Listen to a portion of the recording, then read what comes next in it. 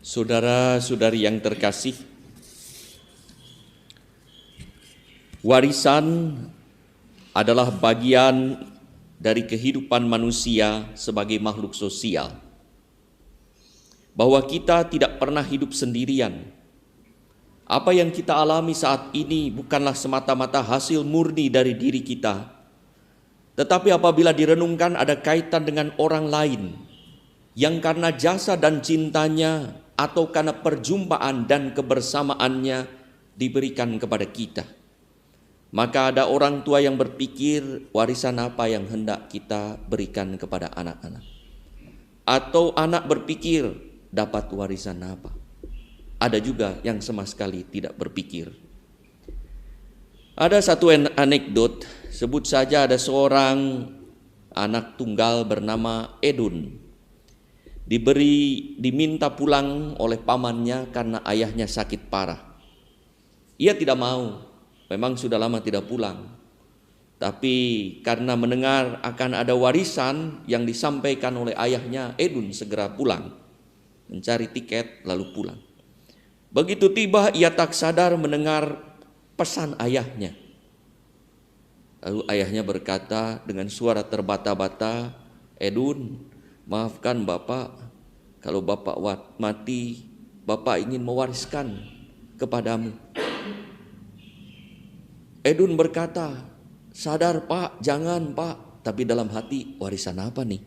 Karena dia tidak pernah mendengar ada warisan. Katanya, "Bapak mau menitipkan villa, kebun dan sapi.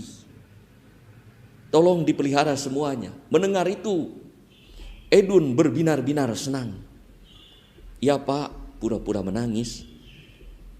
"Nanti janji Edun pelihara sebaik mungkin warisan berharga dari Bapak." Lalu ia tanya, "Pak, villa, kebun dan sapinya ada di mana?" Bapaknya terdiam. Dan ia berkata lagi dengan terbata, "Nak, semuanya ada di Facebook. Bapak main Farmville, nanti Bapak kasih email dan passwordnya."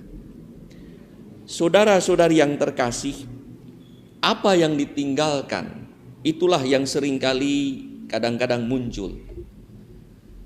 Pada waktu orang meninggal, Yesus saat akan meninggal, wafat, ia meninggalkan warisan rohani pada para muridnya, yaitu damai sejahtera yang tidak diberikan oleh dunia.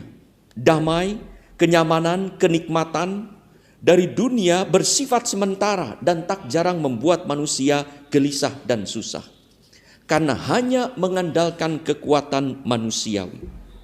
Kita ingat dosa Adam dan Hawa yang mengandalkan kekuatannya sendiri, ingin lepas dari kekuatan Allah, kehilangan damai sejahtera. Damai sejahtera adalah buah hubungan baik antara manusia dengan Allah.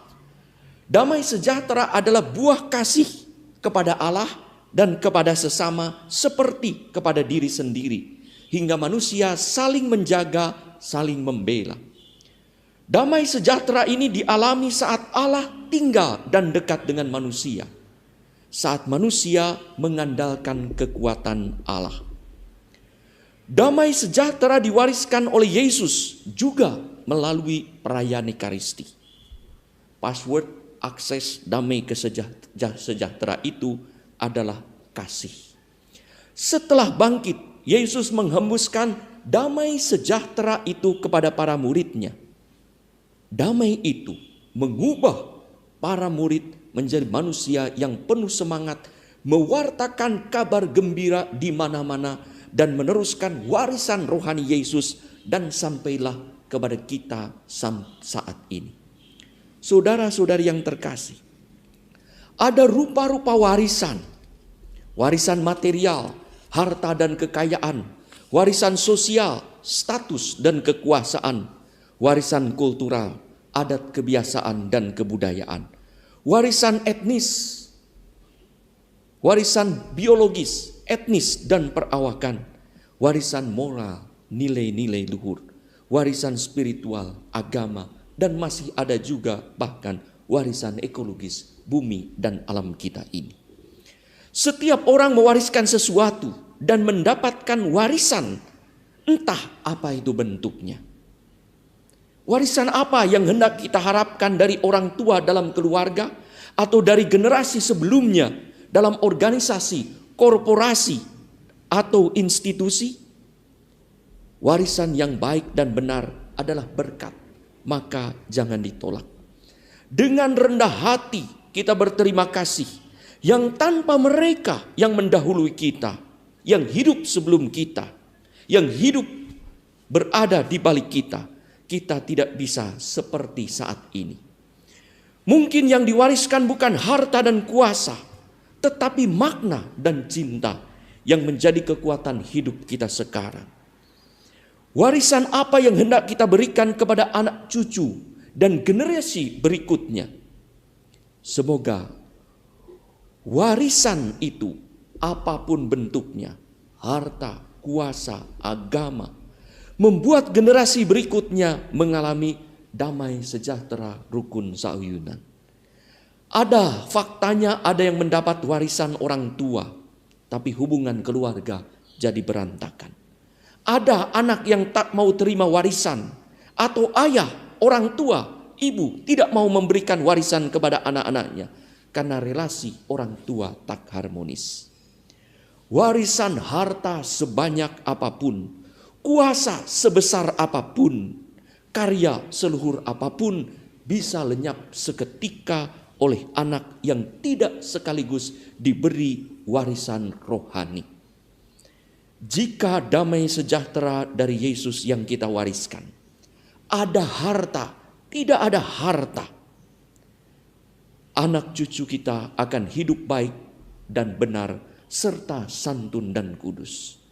Mari kita investasikan damai sejahtera Yesus, warisan rohani, untuk diwariskan kepada anak cucu kita, generasi mendatang, sehingga mereka sungguh dapat menjadi orang. Bekal rohani yang matang adalah warisan yang mendorong anak cucu menjadi lebih baik dari kita, lebih membanggakan daripada yang mungkin kita bayangkan dan kita harapkan.